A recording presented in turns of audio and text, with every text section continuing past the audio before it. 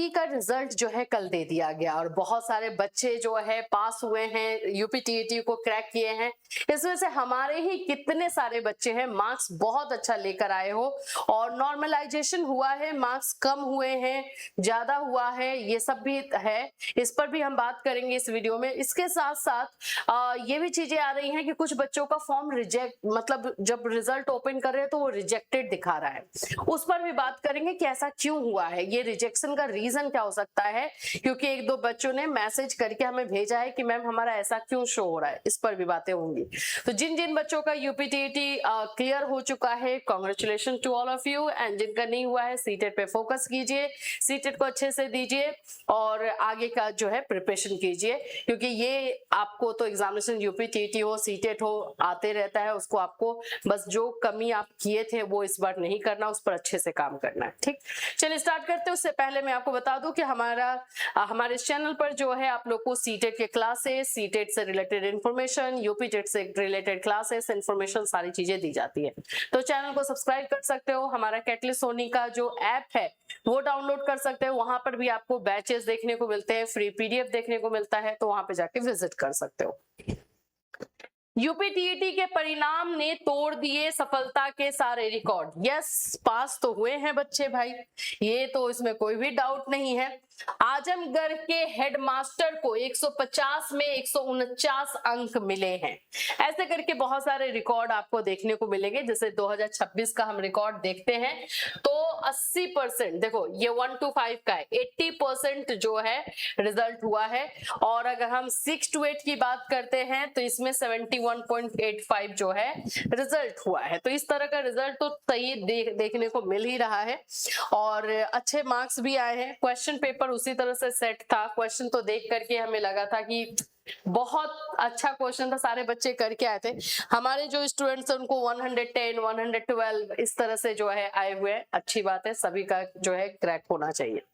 अब आते हैं कि नॉर्मलाइजेशन हुआ है, इसमें कुछ बच्चों के मार्क्स बढ़े हैं, कुछ के कम हुए हैं। इवन 7-7, 8-8 नंबर का गैप देखने को मिल रहा है, जस्ट जो कि नॉर्मली ऐसा लगता है कि 2 नंबर 4 नंबर का होगा, नहीं 7-7, 8-8 नंबर का गैप बच्चे बता रहे हैं कि उनको देखने को मिल रहा है।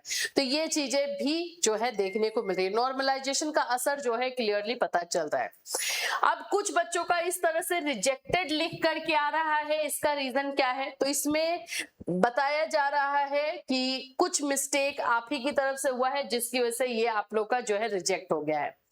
यहाँ पे देखिए, जिन अभ्यर्थियों का यूपीटीईटी ओएमआर रिजेक्ट हुआ है उनके रिजेक्शन का कारण आयोग द्वारा बताया गया है। यहाँ पर भी लिखा हुआ है entered invalid question booklet number during the examination. जो बुकलेट नंबर आता है वो गलत जो है फिल किया गया है, वो यहाँ पे भी लिखा हुआ है। जो जब आप ओपन कर रहे हो और इस तरह से आ रहा है तो यहाँ पे देखोगे, पहला बोल रहा है कि रोल नंबर जो है भरने में गलती हुई है, जिसकी वजह से भी ये चीजें देखने को मिल रही है। सेकेंड ऑप्शन, सेकेंड बता रहा है कि बुकलेट नंबर, मेरे ख्याल से सबसे ज्यादा बुकलेट वाला प्रॉब्लम होता है।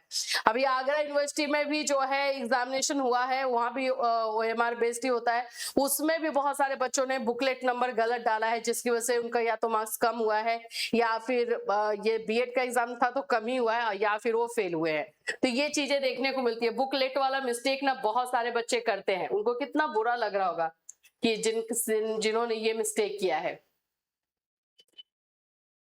सभी अपना रिजल्ट विवरण चेक कर ले। आयोग ने रिजेक्शन के सामने कारण भी दिया है, जिससे आपको पता चल जाएगा कि आपकी ओएमआर किस वजह से रिजेक्ट हुई है। जैसे इनका है तो इसमें लिखा हुआ है कि इनवैलिड क्वेश्चन बुकलेट नंबर, जो ये बुकलेट नंबर इन्होंने डाला है वो गलत था, जिसकी वजह से रिजेक्ट हुआ है। एक और स्टूडेंट ने मुझे मैसेज किया था, मैं उनका भी देख लेती हूँ। उनका क्या है,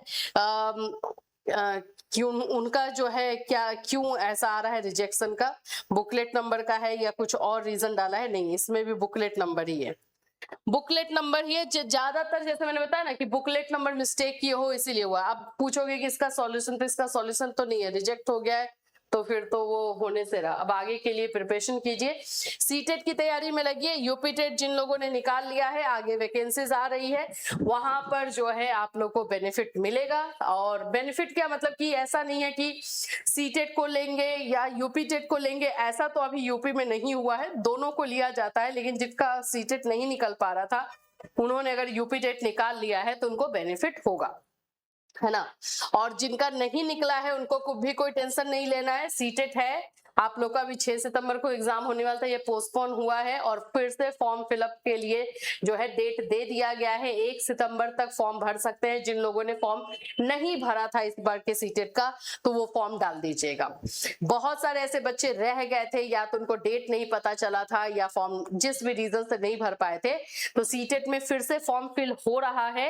1 सितंबर तक फॉर्म भरा जाएगा, तो आप लोग ये फॉर्म डाल सकते हो।